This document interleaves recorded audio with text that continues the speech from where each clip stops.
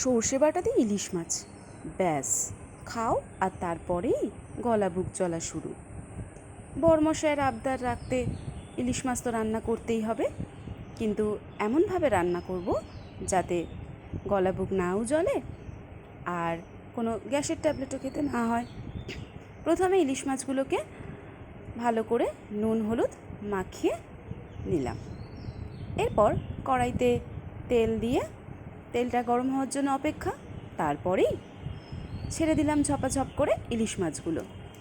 হালকা করে এপিটোপিট একটু ভাজা করে নিয়ে টপ করে তুলে নিলাম ইলিশ মাছের পিসগুলো। এবার একটু তেলে দিয়ে দিলাম ফোড়ন, দিলাম একটু কালো জিরা ফোড়ন, আর দিয়ে দিলাম একটু সাদা তিল বাটা।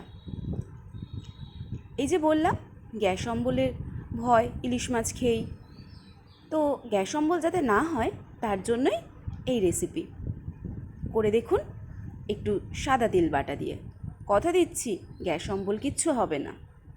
তার মধ্যে দিয়ে দিলাম ঝপাঝপ করে কয়েকটা কাঁচা লঙ্কা, একটু ঝাল ঝাল না হলে আবার রোচে নাকি। অল্প একটু হলুদ নুন দিয়ে দিলাম পরিমাণ মতো।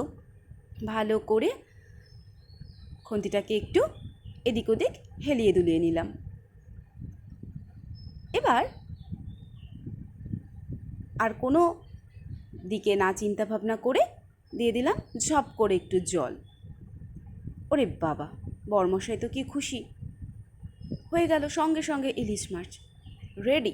বাজার থেকে আনার সাথে সাথে রান্নাও সারা। গরম গরম ইলিশ মাছ দিয়ে এবার টপার টপ করে ভাত খেয়ে নাও। রেডি হয়ে গেছে